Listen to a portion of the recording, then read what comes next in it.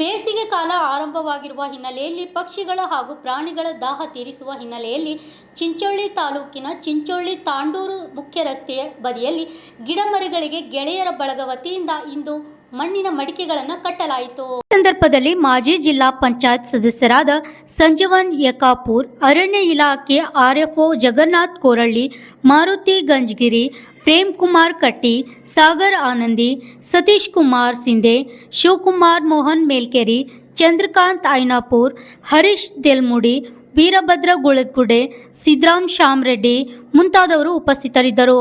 Bureau report AJ 32 Kannada news, Chincholi.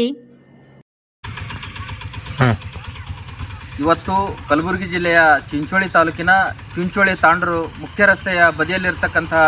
ಗಿಡ ಮರಗಳಿಗೆ ನಾವೆಲ್ಲರೂ ಸೇರಿಕೊಂಡು ಸಣ್ಣ ಮಣ್ಣಿನ ಮಡಿಕೆಗಳನ್ನು ಕಟ್ಟೋದ್ರ ಮೂಲಕ ಬೇಸಿಗೆ ದಿನಗಳಲ್ಲಿ ಯಾವುದೇ ಪಕ್ಷಿಗಳಿಗೆ ಬಾಯಾರಿಕೆ ಆಗಬಾರ್ದು, ಆ ಬಾಯಾರಿಕೆಯನ್ನು ಏನು ತಡಿಬೇಕಂತೇಳಿ ನಾವೆಲ್ಲರೂ ಸೇರ್ಕೊಂಡು ಈ ಒಂದು ಗಿಡ ಮರಗಳಿಗೆ ನಾವು ತೊಟ್ಟಿಗಳನ್ನು ಹೆಂಗೆ ಕಟ್ಟಿವಿ ಹಂಗೆ ಸಾರ್ವಜನಿಕರಲ್ಲಿ ನಾವೇನು ಮನವಿ ಮಾಡ್ಕೊಳ್ತಾ ಇದ್ದೀವಿ ಅಂತಂದ್ರೆ ಪ್ರತಿಯೊಬ್ಬರೂ ಕೂಡ, ಪ್ರತಿಯೊಬ್ಬ ನಾಗರಿಕರು, ಪ್ರತಿಯೊಬ್ಬ ಸಾರ್ವಜನಿಕರು ಕೂಡ